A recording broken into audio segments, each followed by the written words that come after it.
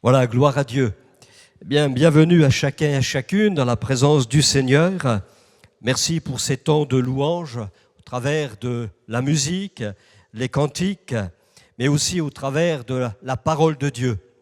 Je reste convaincu, et ça vous me l'entendrez souvent le dire, et je l'ai déjà dit X fois, que l'Église a vraiment besoin du ministère de la parole de Dieu. Sans ce ministère de la parole de Dieu, nous ne pouvons plus avancer. Et pour ça, il suffit de lire Éphésiens chapitre 4. C'est vraiment un chapitre qui est écrit dans mon cœur depuis 2020, depuis que nous avons été confinés.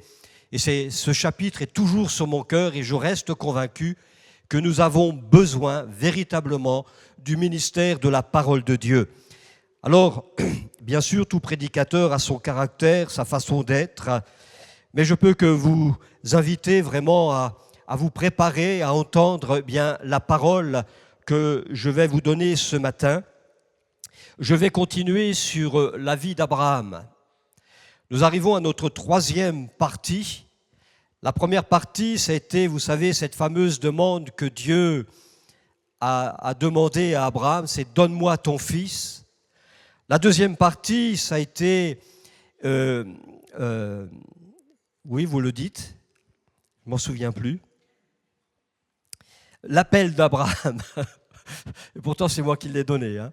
C'était l'appel d'Abraham, sa vocation, avec bien sûr un parallèle par rapport à nous. Et ce matin, nous allons voir Abraham qui bâtit des autels. Donc le titre que j'ai donné ce matin dans cette troisième partie, c'est Abraham bâtit des autels. J'ai remarqué en lisant tout de même la vie de cet homme, que cet homme, par sa vie, mais aussi même par son nom même, il y a derrière une allusion prophétique à la vie du disciple, à ce que nous sommes en Jésus-Christ.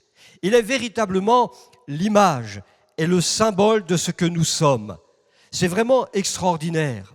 C'est peut-être pour cela que Paul le nomme le père de la foi. Abraham est notre père dans la foi. Comme lui a dû croire, eh bien aujourd'hui, l'homme doit croire aussi en celui que Dieu a envoyé, Jésus-Christ. Alors nous reprendrons le chapitre que nous avons vu la dernière fois, Genèse chapitre 12, mais à partir du verset 6. Genèse chapitre 12, à partir du verset 6. Abraham parcourut le pays jusqu'au lieu nommé Sichem, jusqu'aux chênes de Morée. Les Cananéens étaient alors dans le pays. L'Éternel apparut à Abraham et dit « Je donnerai ce pays à ta postérité. » Et Abraham bâtit là un autel à l'Éternel qui lui était apparu. Il se transporta de là vers la montagne à l'orient de Béthel, et il dressa ses tentes ayant Béthel à l'occident et Haï à l'orient. Il bâtit encore là un autel à l'Éternel, et il invoqua le nom de l'Éternel. Abraham continua ses marches en s'avançant vers le midi. Amen. Après que le Seigneur lui ait dit de quitter son pays et d'aller vers une destination qu'il lui montrerait plus tard, mais pour voir cette destination, il fallait qu'Abraham fasse le pas de foi, qu'il se lève et qu'il aille. Une fois qu'il arrive, bien sûr, sur cette terre que le Seigneur lui a promise, eh bien, il est dit qu'Abraham parcourt le pays de Canaan jusqu'au lieu appelé Sichem, jusqu'aux chênes de Morée. Et cette étape n'est pas vaine, elle est très symbolique pour lui, mais aussi pour nous. Si nous prenons déjà la signification de ces noms comme Sichem, eh bien, chêne ou Morée, eh bien, nous allons nous y retrouver. Ce que Abraham enseigne ou ce que Dieu est en train de lui enseigner, c'est ce que Jésus lui-même nous enseigne, c'est ce que les auteurs des épîtres nous enseignent. Sichem signifie épaule, ou alors à recevoir une part, c'est un but, avoir un terme. En effet, les épaules, qu'est-ce que c'est? À l'époque, les esclaves ou des gens comme cela, on leur mettait des jougs sur leurs épaules. Et bien sûr, ils ne pouvaient faire ce qu'ils voulaient. Ils étaient contraints d'aller dans une direction. Et quand je pense à cette étape de Sichem, eh bien nous voyons la parole de Jésus lorsqu'il dit dans Matthieu au chapitre 11, « Venez à moi, vous tous qui êtes fatigués et chargés, je vous donnerai du repos. » Mais il invite à une chose, c'est de prendre son joug, qui est doux et léger. Remarquez, il n'est pas en train de dire « je vais vous donner », mais il nous invite à prendre son joug. C'est cette liberté, c'est « je prends » ou « je ne prends pas ». Et ici, Abraham, dans cette étape de Sichem, Dieu veut qu'il apprenne aussi à accepter l'autorité de Jésus sur sa vie et qu'il puisse ensuite transmettre, parce que Dieu a des projets. Dieu l'indique à aller dans une direction. On ne peut aller à droite, à gauche, mais il faut aller là où Dieu nous appelle. Mais ce joug, même si c'est un poids, Abraham, comme nous-mêmes, nous ne portons pas cette autorité seule. Nous la portons avec Jésus. Le Seigneur porte aussi ce joug avec nous. Il connaît nos faiblesses. Il sait de quoi nous sommes faits. Comme dira le psalmiste, il dit « Tu sais de quoi nous sommes faits ? Nous sommes faits de poussière. » Donc nous avons une fragilité. Et parce que Dieu nous connaît, il fait route avec nous. Il nous aide à porter ce qui est lourd. Et je crois même, il prend la part la plus lourde. Mais dans tous les cas, nous devons avoir cet acte d'obéissance, c'est de prendre son autorité. Parce que nous avons une destinée, nous avons une vocation. Et ça, nous l'avons vu la dernière fois. Donc Dieu a véritablement un but. Et la Bible nous dit que le but des Écritures, c'est Christ. Donc Abraham va devoir apprendre cela, comme nous devons apprendre à recevoir l'autorité de Christ, mais aussi à découvrir Jésus au niveau de sa parole. Et bien sûr, s'il y a un commencement, il y a une fin. Jésus est l'alpha et l'oméga. Il est le commencement et la fin. Et l'œuvre de Dieu n'est pas terminée. Il travaille encore dans nos vies. Il veut travailler encore son Église pour qu'elle puisse aller à son terme. Et puis il y a cet arbre, un chêne, les chênes de Morée. En hébreu, ça vient de haïl, qui veut dire un bélier. Bélier comme un sacrifice.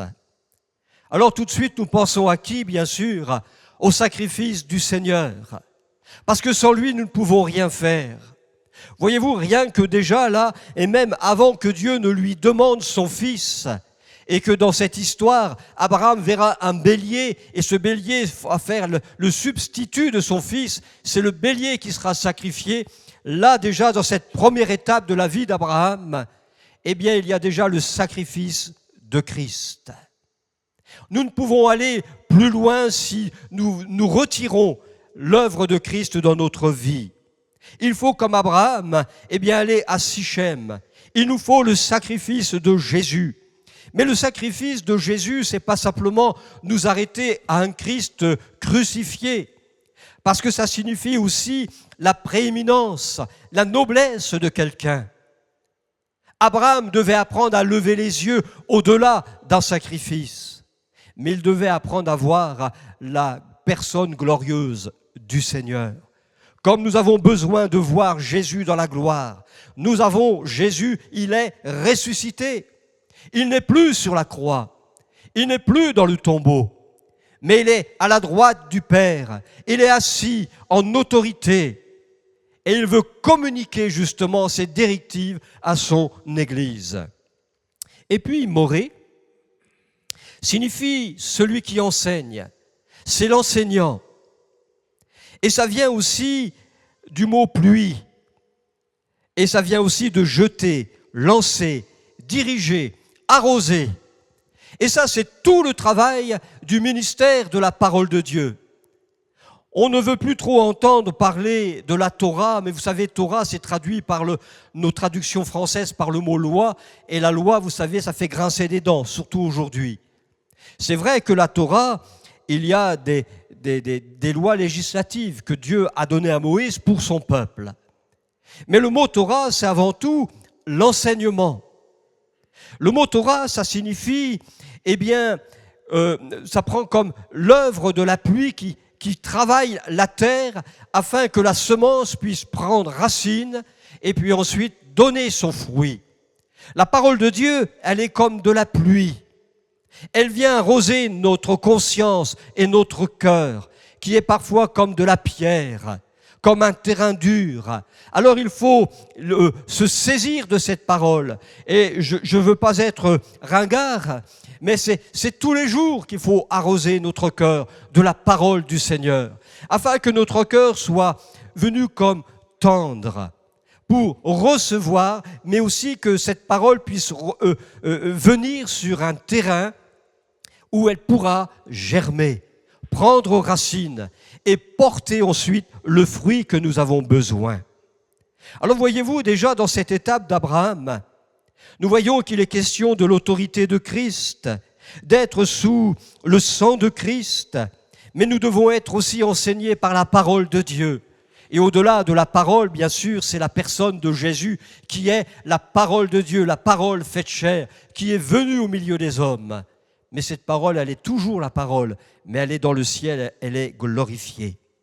Mais j'ai découvert aussi une chose dans ce mot Moré, les chaînes de Moré, que si nous faisons une translittération en grec, ça donne le mot agapé. Et cela nous parle donc de l'amour fraternel, de la bienveillance. Et nous avons ici déjà que Abraham anticipe toute chose. Il n'est pas simplement dans son cocon avec le Seigneur, moi je suis en relation avec lui, je pense à lui, etc. Mais le Seigneur va commencer à travailler le cœur d'Abraham comme il doit travailler notre cœur, à une communion. Pas seulement avec Dieu, mais aussi une communion avec le corps de Christ. Et bien sûr, ce premier autel donc que Abraham va dresser, si c'est quelque chose de matériel, pour nous ça doit être quelque chose aussi de physique, mais aussi de spirituel. Nous pouvons appeler ce premier autel l'autel de la communion. On ne peut pas être un chrétien et seul. Beaucoup, c'est « moi je suis membre de l'Église universelle ». Moi aussi je le suis. Vous l'êtes aussi.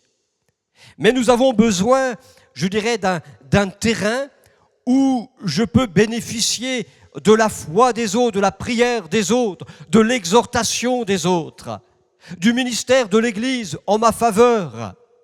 Si je suis comme une abeille qui va de fleur en fleur, ou être comme un électron libre, je ne peux pas me poser, je ne peux pas prendre aux racines. On ne peut pas apprendre à connaître la personne. Et la personne ne peut pas apprendre à connaître l'Église où elle veut peut-être être membre. Pour cela, il faut que nous posions, si je puis dire, nos valises. On dit, voilà, là je me plais, là ça me convient. Dieu mettra toujours un terme, même l'accent sur la communion fraternelle. Mais pour qu'il y ait cette communion fraternelle, il nous faut d'abord cette communion avec Christ. N'est-ce pas lui qui a dit « Je bâtirai mon Église » ?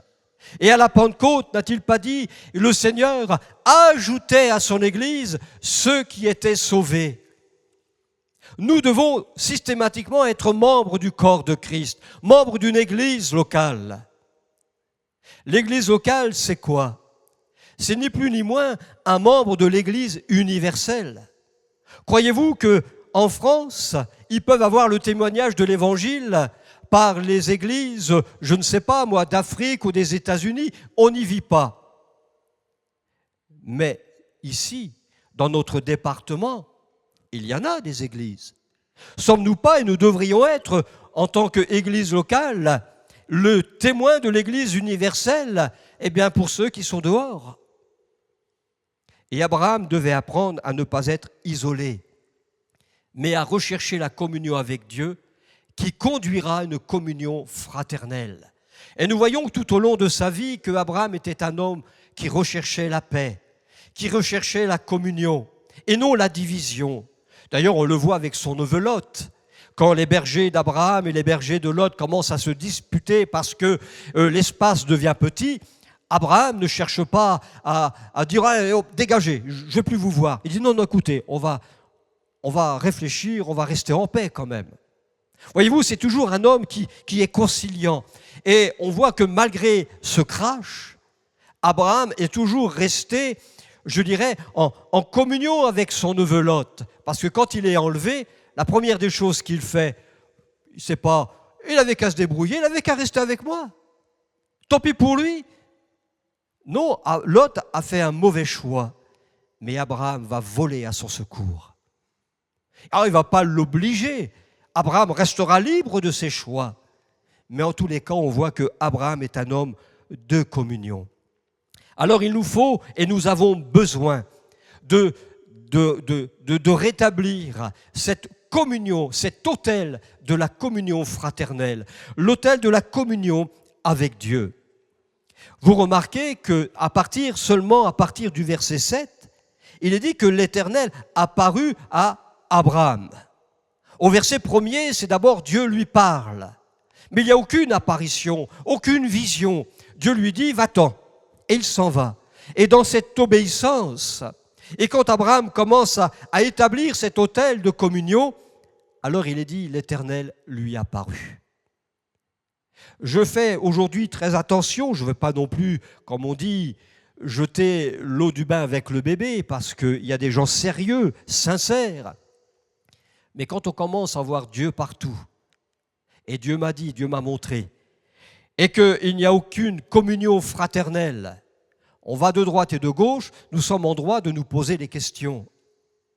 Dieu ne peut que se révéler là où il y a une communion avec lui, mais aussi une communion fraternelle, sincère et vraie.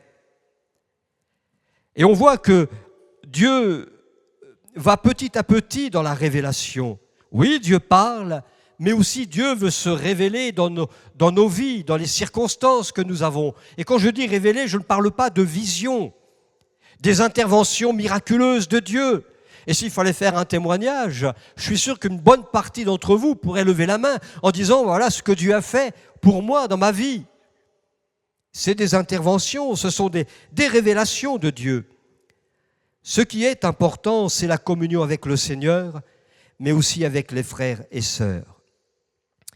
Ne disons pas, moi je viens au culte pour le Seigneur. Ne serait-il pas plus juste de dire, je viens au culte pour le Seigneur, mais avec mes frères et sœurs. Et là, nous formons véritablement un corps, une unité. J'aime ce passage dans l'Écriture où lorsque Israël est dans la joie parce que le temple est rétabli, il voit tout d'un coup la présence de Dieu. Alors, il y a une foule. Et l'Écriture nomme cette foule, ils sont comme un seul homme. Comme un seul homme. Aujourd'hui, quand nous regardons l'état de notre pauvre christianisme, on a l'impression qu'il y a plusieurs évangiles, qu'il y a plusieurs églises, qu'il y a plusieurs je ne sais quoi, alors qu'il n'y a qu'un seul Dieu, une seule église, une seule parole, un seul esprit, un seul Seigneur. Mais nous faisons des divisions parce que nous voulons avoir raison. Mais si nous remettons Christ au centre, comme Abraham fait, si nous rétablissons cet autel de communion, bien des choses vont tomber et que nous allons rechercher cette communion. J'aime ce texte du psaume 133. Vous le connaissez bien, c'est l'avant-dernier psaume de cette série des Cantiques des degrés. « Voici, ô qu'il est agréable, qu'il est doux pour des frères de demeurer ensemble. C'est comme l'huile précieuse qui, répandue sur la tête, descend sur la barbe d'Aaron, qui descend sur le bord de ses vêtements. C'est comme la rosée de l'Hermon qui descend sur les montagnes de Sion, car c'est là que l'Éternel envoie la bénédiction, la vie pour l'éternité. » Il est question ici, voyez-vous, de frères, mais aussi de sœurs qui demeurent ensemble, la communion fraternelle. Et quand il y a cette communion fraternelle, le verset 3 nous parle que Dieu envoie la bénédiction. C'est même plus qu'envoyer. Littéralement, c'est « il ordonne la bénédiction ». Quand Dieu voit la communion qu'il y a dans son Église, il ne peut qu'en ordonner la bénédiction au milieu de nous. Ne soyons pas comme l'Église de Corinthe, qui était divisée, qui commettait des péchés ignobles ils ont dû être repris sévèrement par l'apôtre Paul. Ils n'avaient pas la bénédiction ni la faveur de Dieu, mais Dieu est intervenu sévèrement. D'ailleurs, c'est dans cet épître où il dira, quand il parle de Sainte Seine, c'est pourquoi il y a au milieu de vous bien beaucoup de malades et même des morts. Dieu juge sa maison. On ne vient pas dans la maison de Dieu, je dirais, comme ça. Nous devrions nous préparer.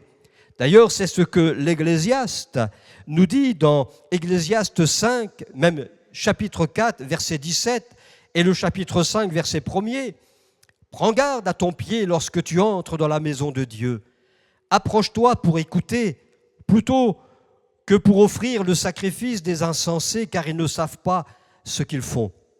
Ne te presse pas d'ouvrir la bouche, et que ton cœur ne se hâte pas d'exprimer une parole devant Dieu, car Dieu est au ciel et toi sur la terre. Que tes paroles soient donc peu nombreuses. La crainte de Dieu doit être aussi dans notre cœur. Et nous voyons bien que Abraham, il découvre, il apprend. Mais je découvre également que la communion passe avant tout et en premier avant le service. Dans la série des Cantiques des degrés, l'avant-dernier, c'est le psaume 133 qui nous parle de la communion fraternelle. Et le psaume 134, il est question des serviteurs qui servent le Seigneur jour et nuit. C'est en dernier. Que servirait-il de vouloir servir le Seigneur s'il n'y a aucune communion entre nous? Beaucoup désireraient servir, beaucoup désireraient prêcher, que Dieu lève des ouvriers. Mais n'oublions jamais que pour être efficace, nous avons besoin de la communion fraternelle, d'être en communion avec Christ. Les 4 piliers de l'Église naissante, elles rassemblent un petit peu ce que j'ai dit, c'est Acte 2, et le verset 42, « Ils persévéraient dans l'enseignement des apôtres. » On retrouve ici la parole de Dieu. Dans la communion fraternelle, persévérons dans cette direction, dans la communion fraternelle. Dans la fraction du pain qui nous rappelle le sacrifice de Christ. Et dans la prière, où nous apprenons à être dépendants de Dieu. La prière, c'est aussi une expression de dire « Seigneur, nous sommes fragiles, mais nous avons besoin de toi et nous comptons sur toi. » Ce sont les 4 piliers de l'Église naissante. Est-ce que Dieu a changé? Est-ce que sa parole a changé? Je ne crois pas. Elle demeure la même. Et nous avons besoin aussi de ces 4 directives pour nous aujourd'hui. Le monde a besoin de voir la véritable Église qui fait un. Je l'ai déjà dit, mais je me souviendrai toujours de cette sœur dont son mari, bien sûr, allait aux réunions, il était converti, puis à un moment donné, il a lâché prise. Et à un moment donné, il dit, mais ça sert à quoi? D'ailleurs, je ne comprends pas. Chacun prêche son évangile, tout le monde prêche la vérité, mais moi, ce que je vois, c'est de la division. Alors, qui faut-il croire?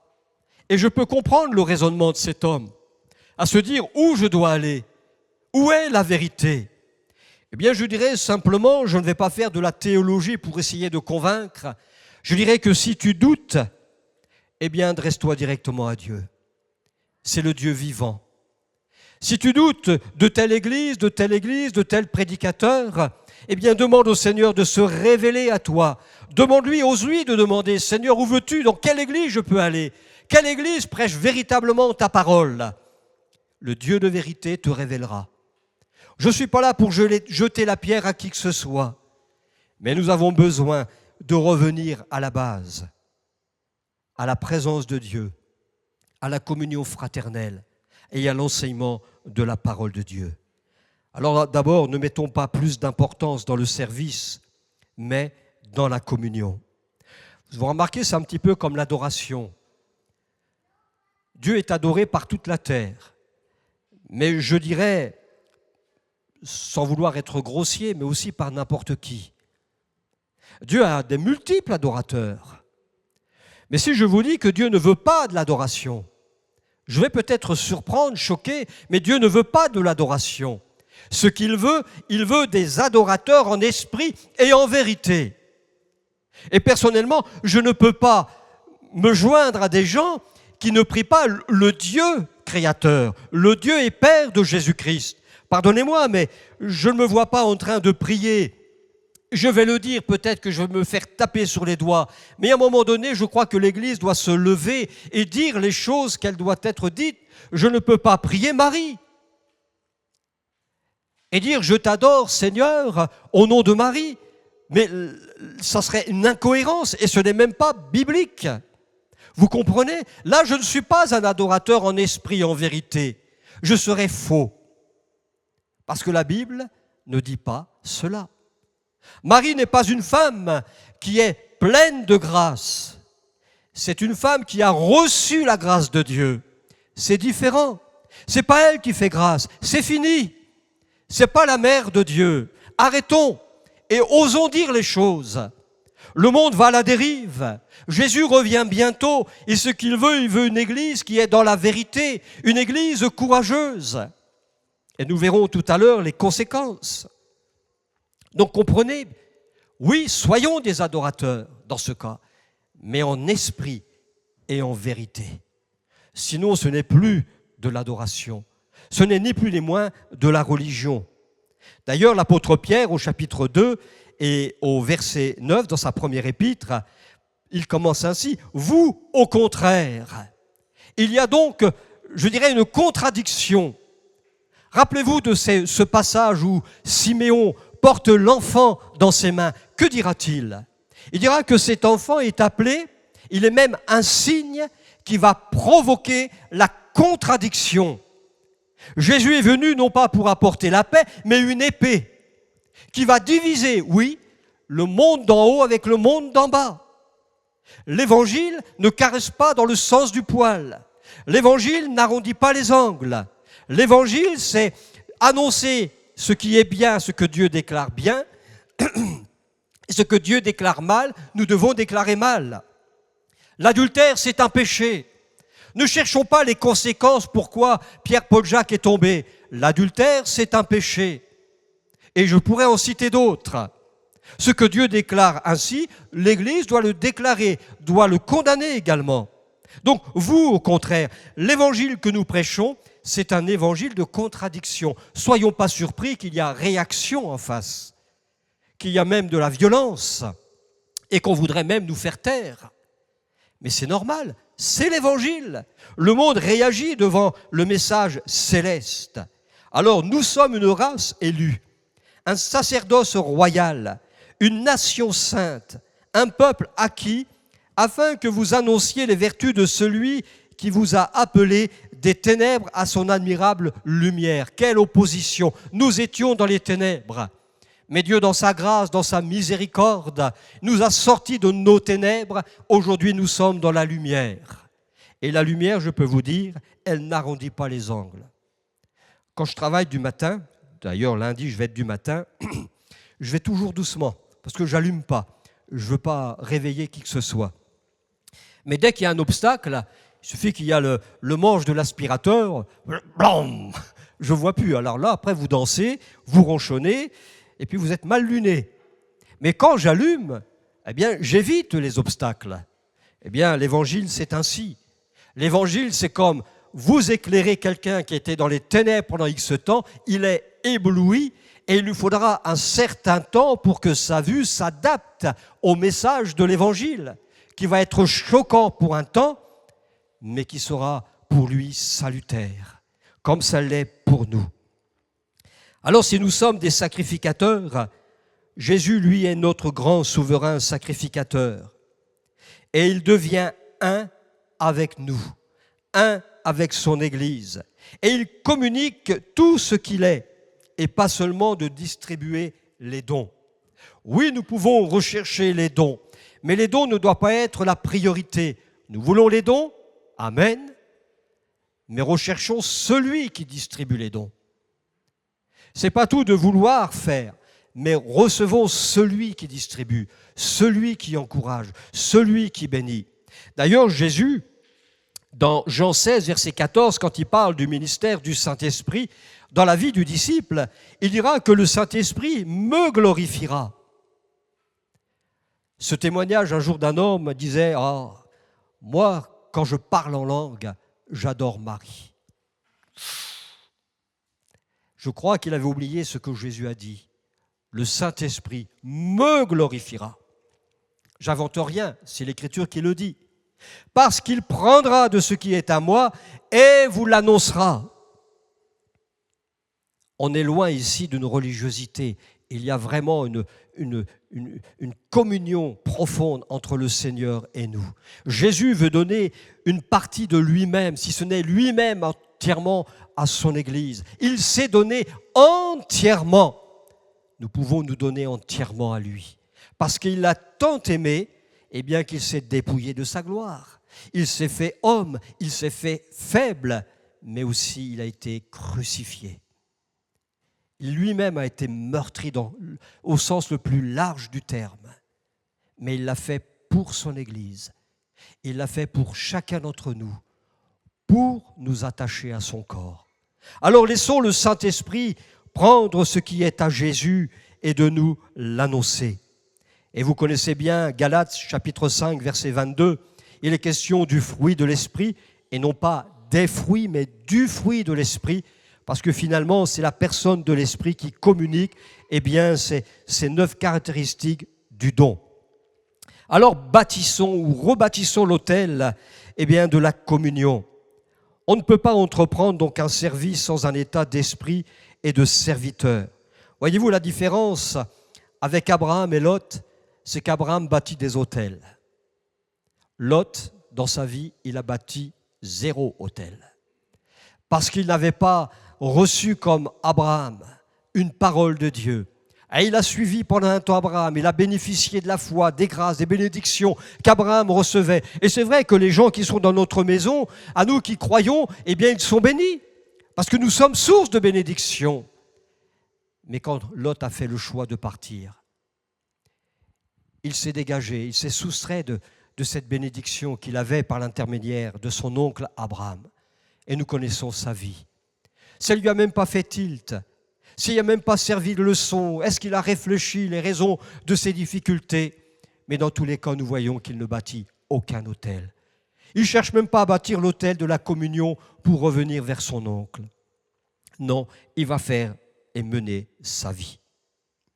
Donc c'est un drame de nous soustraire à la communion fraternelle, de la communion avec Dieu. Alors bâtissons et revenons à cette communion. Il va bâtir donc un deuxième autel, c'est le verset 8. Il se transporta de là vers la montagne de l'Orient, de Béthel, et il dressa ses tentes, ayant Béthel à l'Occident et Haï à l'Orient. Il bâtit encore là un autel à l'Éternel, et il invoqua le nom de l'Éternel. Ce deuxième autel, nous pouvons l'appeler l'autel de la prière et de la dépendance. Béthel, c'est maison de Dieu. Donc on voit ici que nous avons besoin d'être, et c'est notre place, être dans la maison de Dieu. Cela montre l'importance que la maison de Dieu a pour le croyant qui veut exercer sa foi, mais aussi son adoration, mais aussi pour son édification au travers du ministère de la parole de Dieu. C'est pourquoi tout à l'heure je disais que nous avons besoin d'une église locale. Parce que si je veux être au bénéfice de vos encouragements, de vos prières, il faut que je sois présent et régulièrement. Bien sûr, aujourd'hui, parfois à cause du travail, la maladie, on ne peut pas non plus être, 24 heures sur 24 ensemble. On a des impératifs, mais quand on peut venir, il faut venir dans cette communion. Il y aura peut-être des moments chocs, mais ça, on va apprendre. Apprendre à pardonner, apprendre à supporter. C'est tellement facile d'avoir plein d'amour quand il n'y a aucune communion. Oh oui, il est bien ce frère. Oh, tu l'as vu quand? Oh, il y a 3 ans. Mais il est bien. Mais quand on commence à se côtoyer, là, on voit nos qualités, mais on voit nos défauts. Et là, c'est plus pareil. Oh, je ne pensais pas qu'il était comme ça, ou qu'elle était comme ça. Si, mais parce que nous avons besoin d'apprendre à nous connaître et de nous accepter tels que nous sommes, parce que nous avons tous besoin de mûrir, de grandir. Et c'est pourquoi, pour faire un jeu de mots, vous savez, les galets sur les plages, elles se frottent les unes les autres, et puis à un moment donné, elles deviennent polies. Elles sont polies. Quand on apprend ainsi, on se frictionne, mais à un moment donné, eh bien, il y a l'œuvre du Saint-Esprit qui se fait en nous. Il va nous donner aussi de l'amour suffisamment pour nous supporter et aussi pour nous aimer. Et la maison de Dieu, c'est aussi un lieu où on apprend tout cela. La maison, c'est le lieu de rencontre avec Dieu, mais aussi avec les frères et sœurs. L'apôtre Paul dira à 1 Timothée, chapitre 3, verset 15, « Afin que tu saches, si je tarde, comment il faut se conduire dans la maison de Dieu, qui est l'Église du Dieu vivant. » L'Église, elle est nommée comme étant le corps de Christ, mais Paul nomme l'Église comme étant la maison de Dieu. Ce matin, nous pouvons dire que nous sommes dans la maison de Dieu. Parce que Dieu est au milieu de nous, et je veux le croire. Ce n'est pas simplement un Dieu, c'est le Dieu vivant. Il est celui qui voit, qui sait, et qui peut intervenir à tout moment. Et voyez-vous, il y a une question ici de conduite. Dans la maison de Dieu, je ne fais pas ce que je veux. Dans la maison de Dieu, je ne dis pas ce que je veux. Il y a une conduite tout de même à voir. Je ne reviens pas sur le texte que nous avons lu dans Ecclésiaste au chapitre 4, verset 17 et le chapitre 5, verset 1er. Je crois qu'on devrait avoir ce réflexe quand on sait qu'on va avoir une rencontre avec le Seigneur, avec nos frères et sœurs. Eh bien, dans la semaine, c'est de nous préparer. Seigneur, tu bénis ces temps, mais tu me bénis aussi que je puisse être, eh bien, je dirais, un instrument de bénédiction, de grâce pour mon Église, pour mon frère et ma sœur. Ce n'est pas au moment de la Sainte Seine qu'on demande pardon. Je pense que ça devrait se faire avant. La maison de Dieu, eh bien, si nous y venons, c'est parce que d'abord, on s'y sent bien. On doit se sentir aussi soutenu, encouragé, en sécurité. Alors cette maison est l'Église et elle appartient à Dieu. Et Dieu place dans son Église, bien sûr, des ministères. Et ces ministères, de la manière dont ils auront traité l'Église, la manière dont ils auront peut-être prêché, je ne sais pas, je ne suis pas Dieu pour juger, mais ils auront des comptes à rendre de la manière dont ils auront traité l'Église. Ça, personne n'y échappera. Qu'il soit connu ou inconnu, tout dépendra eh bien, de ce que nous aurons été ici-bas. Et puis, nous avons dans ce verset 8, si Bethel, c'est la maison de Dieu, il est dit qu'il dressa ses tentes ayant Bethel à l'Occident et Haï à l'Orient. Et bien sûr, ici, il bâtit son autel donc, de prière. Les tentes nous montrent que dans le but d'Abraham, ce n'est pas toujours de s'y installer, de demeurer, faire une maison en dur pour dire maintenant je m'y installe et je reste. Il parcourt le pays. Il nous montre finalement ce que nous sommes, nous en tant que disciples. Nous sommes des pèlerins, des voyageurs. On est là pour un temps et puis un jour on partira. Soit c'est la mort qui nous fera partir, ou alors que Jésus nous revienne avant et que nous soyons enlevés dans les airs à sa rencontre. Ça, Dieu seul le sait. Mais nous sommes des pèlerins comme Abraham. Oui, on peut dresser pendant un temps une tente dans tel endroit.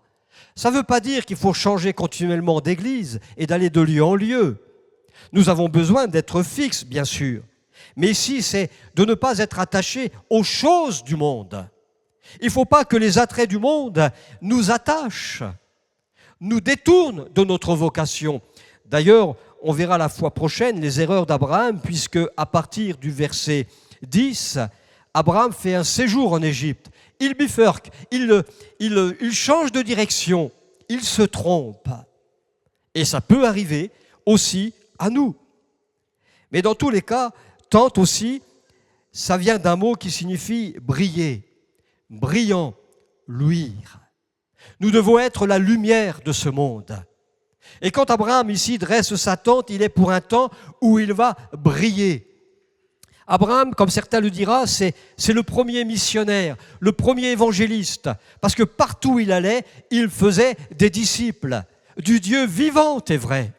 Même l'Écriture, c'est vrai, vous allez me dire, mais ce n'est pas dit expressivement, mais les gens de sa maison le suivaient et avaient reçu cette révélation d'Abraham comme étant la leur. Ils avaient mis aussi leur foi dans ce Dieu vivant. Il était en un mot évangéliste. Et là, il était la lumière de ce monde. Et quand la maison est ordonnée, quand Dieu ordonne la bénédiction, quand cette maison est au bénéfice du ministère de la parole, alors elle éclaire. Il faut que l'Église soit la lumière du monde. Mais à quel moment elle est lumière du monde? Jésus va nous donner la réponse. En Matthieu 5, verset 15, « On n'allume pas une lampe pour la mettre sous le boisseau, mais on la met sur le chandelier et elle éclaire tous ceux qui sont dans la maison. » Vous avez bien lu, vous avez bien entendu ce que Jésus est en train de dire. Ici, il y a deux types de personnes. Il y a une lampe et il y a un chandelier. Peut-être que dans notre raisonnement, on va dire que c'est le chandelier qui éclaire. Mais moi, si je comprends ce que Jésus est en train de dire, on n'allume pas une lampe pour la mettre sous le boisseau, mais cette lampe, on la met sur le chandelier. C'est le chandelier qui éclaire la lampe.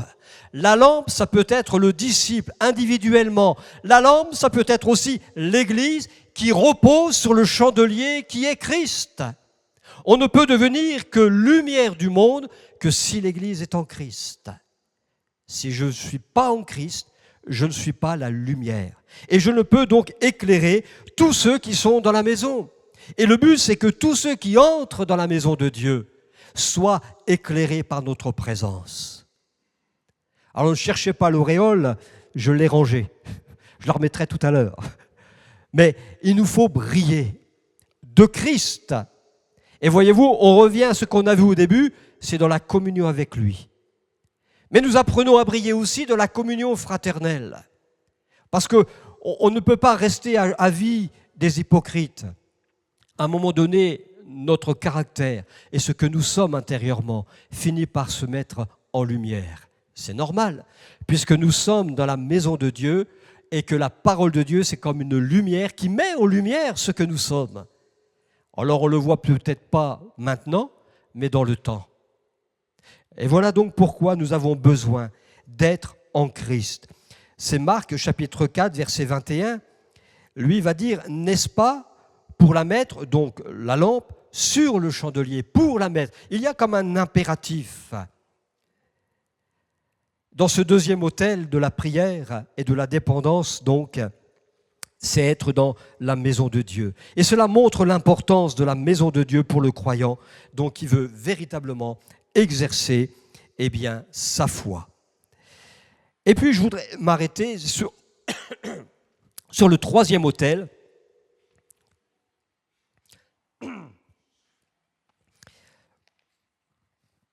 Le troisième autel, c'est l'alliance, de la consécration, mais aussi de l'adoration. En effet, c'est au chapitre 13, versets 14 et 18. Là, on passe tout de suite au chapitre 13 parce qu'il y a cet épisode où Abraham est en Égypte. Donc, je passe volontairement ce passage, nous le verrons la fois prochaine. Mais nous voyons dans ce chapitre, après son erreur, le verset 14 et 18, mais plutôt le verset 18, Abraham leva ses tentes et vint habiter parmi les chênes de Mamré qui sont près d'Hébron, et là, il bâtit un autel à l'Éternel. Ça, c'est son troisième autel qu'il dresse. Et là, c'est l'autel vraiment de l'alliance, de l'adoration, de la consécration. Après avoir pris conscience qu'il a quelque part déconnecté, qu'il s'est éloigné, non pas qu'il ne croyait plus en Dieu, mais il a été quelque part attiré par les attraits de ce monde, de l'Égypte. Alors il est allé parce que c'était la famine dans le pays. Alors humainement parlant, et certainement nous aurions fait la même chose, on a été là où il y avait l'abondance. Donc il y a eu une erreur de sa part. Mais nous voyons que Dieu est fidèle à ses promesses. Dieu avait fait une promesse à Abraham. Et s'il tient promesse parce qu'il connaît aussi la source de son échec, non pas qu'il l'a rejeté, Dieu, mais il a été séduit. Il a été séduit par les choses de ce monde et qu'il l'a détourné, qu'il l'a éloigné. Et même s'il a été obligé, Dieu, d'employer la discipline pour le ramener. Parfois, c'est obligé de frapper fort parce que Dieu veut notre salut. Il ne veut pas notre perte. On peut croire parfois, quand on va dans une direction, être dans la vérité, dans la réalité des choses.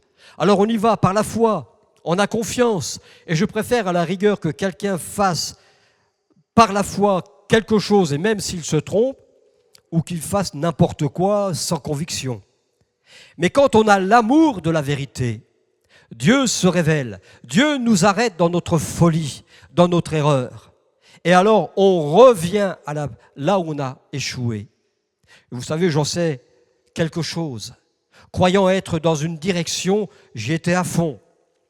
Mais quand à un moment donné, le Seigneur vous dit « tu arrêtes », et que le lendemain matin, alors que mon épouse n'était pas du tout au courant du temps de prière que j'avais le soir, et c'est vrai, j'avais un malaise, je ne savais même plus où j'allais, mais je persévérais. Et à un moment donné, quand vous entendez le Saint-Esprit vous dire « maintenant tu arrêtes », et le lendemain matin, quand mon épouse s'est réveillée, elle est venue avec un mal-être, elle me dit « il faut que je te dise, il faut qu'on arrête ». Et elle n'était pas au courant. Et je me suis souvenu donc de cette parole la veille au soir. Alors, et bien sûr, quand c'est cela, c'est à nous de faire le choix. Je pouvais continuer, mais je pouvais arrêter. Alors nous avons pris la décision de dire, on arrête. On arrête. Et le Seigneur nous a replacés là où nous devions être. Je n'ai jamais senti un Dieu juge, père fouettard. Ah, il nous a laissé faire notre bonhomme de chemin, mais jusqu'à un moment donné, stop. Stop. Et quand Dieu nous dit stop, ne résistons pas. Arrêtons et revenons. Et c'est ce qui est arrivé à Abraham. Et voilà pourquoi il bâtit à nouveau un autel, où là il fait vraiment une alliance avec Dieu, où il va se reconsacrer à lui, mais aussi dans l'adoration. Comprenons bien qu'Abraham n'a pas abandonné le Seigneur. Il a seulement été influencé par l'esprit du monde. Et Mamré, ça signifie la force, la vigueur. Parce que c'est en lui que nous retrouvons la vigueur et nos forces spirituelles, morales, mais aussi physiques. On a tout en Jésus-Christ. Je suis fort par celui qui me fortifie. Fortifiez-vous par sa force toute puissante. Il nous faut donc venir à Mamré, dans la présence de Dieu où nous recevons la force. Et là, Hébron veut dire union. Voyez-vous, on retrouve et il revient dans la communion avec le Seigneur. Et d'ailleurs, pour aller plus loin, Hébron, ça vient aussi d'unir, joindre, lier ensemble. Il nous faut vraiment faire un avec le Seigneur, comme lui veut faire un avec son corps. Alors comprenons que les richesses de l'Égypte et le lieu lui-même, ce n'est pas le lieu de la bénédiction. Laissons au monde ce qui est au monde, mais recherchons ce que Dieu nous a accordé en Jésus-Christ, parce qu'elle est là, nos bénédictions. Elle est là, notre place. Alors Abraham revient à l'autel de l'union, de la communion, de la consécration.